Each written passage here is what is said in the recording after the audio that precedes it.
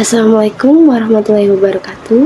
Yang saya hormati guru-guru dan teman-teman saya sekalian, perkenalkan nama saya Zaskia Diani dari kelas 12C. Pada kesempatan kali ini izinkan saya menyampaikan sebuah pandangan mengenai salah satu kebijakan pendidikan yang sedang menjadi sorotan nasional. Topik ini bukan hanya tentang teknologi, tetapi tentang masa depan ruang kelas Indonesia. Berikut adalah pernyataan saya. Berita bertajuk Prabowo targetkan permasangan 1 juta panel smartboard tahun depan memunculkan gagasan besar yang segera memicu beragam reaksi di masyarakat. Saya mengikuti laporan itu dengan perasaan campur aduk. Ada harapan, tetapi juga ada kegelisahan. Pemerintah menyebut proyek ini sebagai upaya besar-besaran untuk mendorong digitalisasi pendidikan nasional. Sebuah langkah yang diharapkan dapat memperkenalkan cara belajar yang lebih interaktif melalui perangkat yang mampu menampilkan materi, merekam penjelasan, hingga memfasilitasi kolaborasi di dalam kelas. Di satu sisi, kebijakan ini menggambarkan ambisi besar untuk membawa pendidikan Indonesia ke arah yang lebih modern. Smartboard dianggap sebagai pintu menuju pembelajaran digital yang menarik dan dinamis, sebuah terobosan yang mungkin memang sudah lama dibutuhkan agar siswa tidak tertinggal dari perkembangan teknologi global. Namun, di sisi lain, saya tidak dapat mengabaikan kekhawatiran tentang kesiapan nyata di lapangan. Indonesia bukan hanya Jakarta, Bandung, Surabaya, atau kota-kota besar di Pulau Jawa. Ada ribuan sekolah kecil di daerah terpencil yang masih harus bergulat dengan keterbatasan jaringan internet, listrik yang belum stabil, ataupun kondisi ruang kelas yang jauh dari ideal. Karena itu, saya berpegang pada satu pandangan dasar yang membentuk cara saya menilai kebijakan ini. Smartboard hanya akan membawa peningkatan kualitas pembelajaran apabila guru benar-benar siap menggunakannya.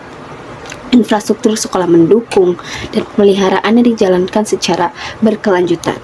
Tanpa ketiga unsur tersebut, teknologi secanggih apapun tidak akan mampu memberikan perubahan yang berarti. Pandangan inilah yang menjadi fondasi saya dalam melihat potensi sekaligus tantangan dari program 1 juta smartboard tersebut. Di satu sisi, kebijakan ini menggambarkan ambisi besar untuk membawa pendidikan Indonesia ke arah yang lebih modern.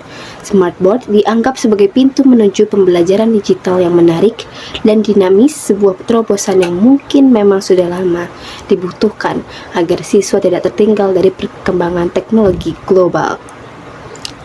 Namun, di sisi lain, saya tidak dapat mengabaikan kekhawatiran tentang kesiapan nyata di lapangan. Indonesia bukan hanya Jakarta, Bandung, Surabaya, atau kota-kota besar di Pulau Jawa. Ada ribuan sekolah kecil di daerah terpencil yang masih harus bergulat dengan keterbatasan jaringan internet, listrik yang belum stabil, ataupun kondisi ruang kelas yang jauh dari ideal. Karena itu, saya berpegang pada satu pandangan dasar yang membentuk cara saya menilai kebijakan ini. Smartboard hanya akan membawa peningkatan kualitas pembelajaran apabila guru benar-benar siap menggunakannya. Infrastruktur sekolah mendukung dan pemeliharaannya dijalankan secara berkelanjutan. Tanpa ketiga unsur tersebut, teknologi secanggih apapun tidak akan mampu memberikan perubahan yang berarti. Pandangan inilah yang menjadi fondasi saya dalam melihat potensi sekaligus tantangan dari program 1 juta smartboard tersebut. Tetapi, optimisme itu juga dihantui oleh rasa khawatir yang tidak bisa diabaikan. Teknologi betapapun canggihnya tidak pernah berdiri sendiri. Tanpa manusia yang siap mengoperasikannya, teknologi hanyalah benda.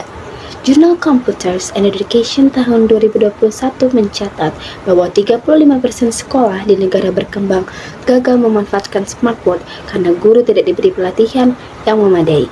Ada guru yang takut menyentuh perangkat karena khawatir merusaknya, ada yang tidak tahu sistem penyimpanannya, ada yang tidak bisa menyelesaikan error kecil karena tidak ada teknisi. Selain itu, saya teringat kondisi nyata banyak sekolah di Indonesia. Ada sekolah yang listriknya sering padam, ada sekolah yang internetnya tidak stabil, ada sekolah yang bahkan belum memiliki proyektor sederhana. Di tempat-tempat seperti itu, smartboard justru berisiko menjadi pajangan mahal yang tidak tersentuh. Jurnal Technology, Pedagogy and Education tahun 2020 juga menegaskan bahwa teknologi di sekolah sering gagal karena tidak adanya dana pemeliharaan. Padahal minimal 15% anggaran harus disiapkan untuk itu. Tanpa pemeliharaan, smartboard hanya akan bekerja maksimal di tahun pertama, lalu perlahan rusak dan dibiarkan. Saya tidak ingin melihat program besar seperti ini justru memunculkan jurang baru sekolah kaya makin modern, sekolah miskin makin tertinggal. Jika itu terjadi, tujuan awal digitalisasi pendidikan akan berubah menjadi ironi. Presiden Prabowo Subianto menyatakan target tersebut saat peluncuran program digitalisasi pembelajaran 2025 di SMPN 4 Kota Bekasi, Jawa Barat pada 17 November 2025. Beliau menyebut, berarti tahun depan kita akan pasang insya Allah 1 juta panel kira-kira. Sebagai kelanjutan distribusi perangkat sejak pertengahan 2025. Hingga pertengahan November 2025, 215.572 unit smartboard telah dikirim dengan 172.550 unit tiba di sekolah dan 43.022 unit dalam perjalanan. Pemerintah menargetkan seluruhnya tiba paling lambat Desember 2025, sementara target 1 juta panel direncanakan untuk 2026. Berita ini juga diliput oleh beberapa program TV seperti Kompas.com pada tanggal 28 November 2025 yang menyebut target 288.000 sekolah menerima smartboard akhir 2025 atau awal 2026. Serta Antara News yang mengonfirmasi ambisi 1 juta panel tahun depan.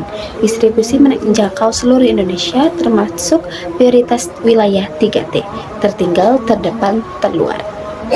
Saudara-saudara, sebelum kita melangkah lebih jauh, saya ingin mengajak semua berhenti sejenak dan benar-benar merenungkan arah besar pendidikan kita.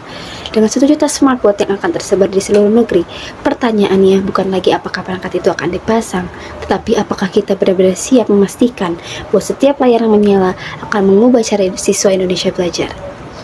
Demikian yang dapat saya sampaikan. Semoga pandangan ini dapat menjadi bahan refleksi bersama tentang arah pendidikan bangsa kita. Terima kasih atas perhatian Anda. Wassalamualaikum warahmatullahi wabarakatuh.